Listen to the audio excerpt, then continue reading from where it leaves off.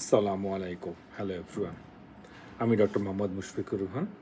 আজকে কথা বলবো খুব ইম্পর্টেন্ট একটা বিষয়, দাঁতের পাথর এবং এদের সমাধান।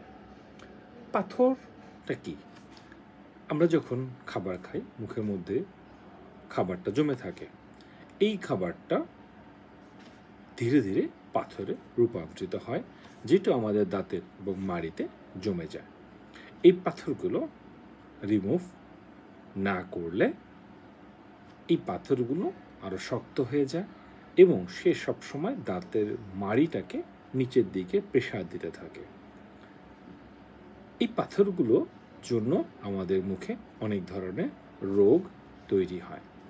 এর মধ্যে ব্লিডিং, যেটা রক্তপাত, মুখে দুর্গন্ধ হওয়া, আর মাড়ি নড়ে যাওয়া, মাড়ি লুজ হয়ে যাওয়া, দাঁত নড়ে যাওয়া এবং পরবর্তীতে অনেক সময় পড়ে যেতে পারে। আর পলিশিং, যেটা হচ্ছে খাবারের কিছু স্টেইন আছে আমাদের দেশে, যেমন আমরা যদি বলি ওয়াটার স্টেইন আছে, স্মোকার্স স্টেইন আছে, টি কফির স্টেইন আছে। তো এইগুলো দাঁতের উপরে একটা কালো আবরণ ফেলে দেয়। সেটাকে রিমুভ করার প্রসেসটাকে পলিশিং বলা হয়। পাথর রিমুভ করার প্রসেসটাকে স্কেলিং বলা হয়। স্কেলিং কি পেইনফুল? আমাদের রোগীদের মধ্যে কোশ্চেন থাকে, ডাক্তার সাহেব আমি আগে স্কেলিং করেছিলাম, ব্যথা পেয়েছি, বাট অ্যাকচুয়ালি কি পেইনফুল? না, স্কেলিং পেইনফুল না।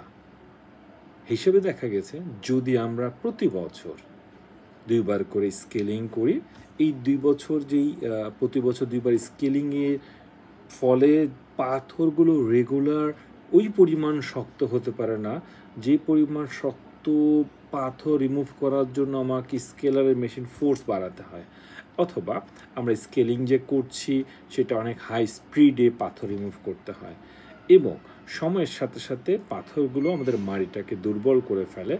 তখন স্কেলিং করলে কিছু শিরশির অনুভব হতে পারে।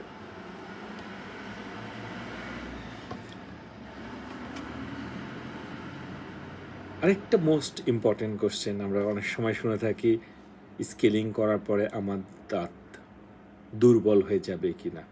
না, স্কেলিং করার পরে আপনার দাঁত কখনোই দুর্বল হয় না। স্কেলিং করার পরে পাথরগুলো রিমুভ হয়ে যায়। সে পাথরগুলো চলে যাওয়ার পরে আমরা অনেক সময় দাঁত এবং মাড়ির মাঝখানে গ্যাপ দেখতে পারি। ফলে আমাদের কাছে আমাদের রোগীর অনেক সময় চিন্তা করে থাকে যে স্কেলিং করার পরে দাঁত দুর্বল হয়ে গেছে। কতদিন পর পর স্কেলিং এবং পলিশিং করা জরুরি? আমেরিকান ডেন্টাল অ্যাসোসিয়েশনের মতে প্রতি বছর 2 বার স্কেলিং করা স্বাস্থ্যের জন্য ভালো। এতে আমাদের অন্যান্য রোগ প্রতিরোধ ক্ষমতা বাড়ে। আচ্ছা, যদি আমি রেগুলারলি ব্রাশ করি এরপরও কি স্কেলিং করতে হতে পারে? হ্যাঁ, আপনি রেগুলার ব্রাশ করার পরেও আপনার 2 দাঁতের মাঝখানে অনেক সময় ব্রাশ পৌঁছায় না। সেই জায়গা থেকে অ্যাকচুয়ালি পাথর জমা শুরু হয় এবং ধীরে ধীরে দাঁতগুলোকে নষ্ট করে ফেলতে পারে। সেই পাথরগুলোকে রিমুভ করে নেওয়াটা জরুরি। স্কেলিং করলে দাঁত সেন্সিটিভিটি বা শিরশির করে কিনা?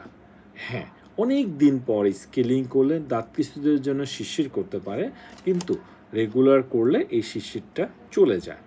আর স্কেলিং করার পরে যদি আমরা মাড়ির কোনো কন্ডিশন দেখতে পাই, তখন আমরা সেভাবে রোগীদেরকে অন্য অন্য চিকিৎসা, ফিলিং অথবা ফ্লুইড ভার্নিশ আমরা অ্যাডভাইস করতে পারি। কতক্ষণ সময় লাগে? সাধারণত স্কেলিং করতে 45 মিনিটস থেকে 1 ঘন্টার মতো লেগে যায়। স্কেলিং করলে কি দাঁত সাদা হয়? না, স্কেলিং করলে দাঁত সাদা হয় না। স্কেলিং শুধু পাথরগুলোকে রিমুভ করে ফেলে। পলিশিং করলে দাগগুলো চলে যায় এবং দাঁতটাকে ন্যাচারাল লাগে। সাদা করার জন্য যে চিকিৎসা সেটাকে হোয়াইটেনিং বলা হয়।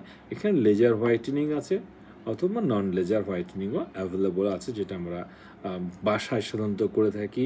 অফিসে সাধারণত বা ক্লিনিকে আমরা সাধারণত লেজার হোয়াইটেনিংটা করতে পারি। রেগুলার হোয়াইটেনিং করলে দাঁতে এনামেল নষ্ট হয় কি না?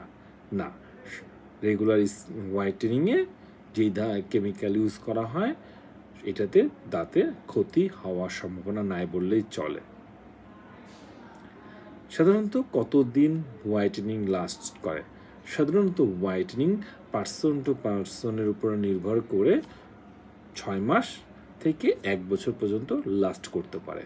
তবে হ্যাঁ, যদি রোগী প্রচুর পরিমাণে স্মোকার্স হয়, অতিরিক্ত হলুদ, অতিরিক্ত কফি খায়, সেই ক্ষেত্রে কিছুটা কম হতে পারে। Does it cause tooth sensitivity? Same, হ্যাঁ, প্রথম দিন কাজ করার পরে কিছু কিছু রোগীর সেন্সিটিভিটি ডেভেলপ করে, 2-1 দিনের মধ্যে এটা সম্পূর্ণ চলে যায়। এটা কি স্টেনের উপরে কাজ করে? না, আগে আমাদেরকে স্কেলিং পলিশিং করে দাঁত পরিষ্কার করার পরে হোয়াইটেনিং করতে হয়।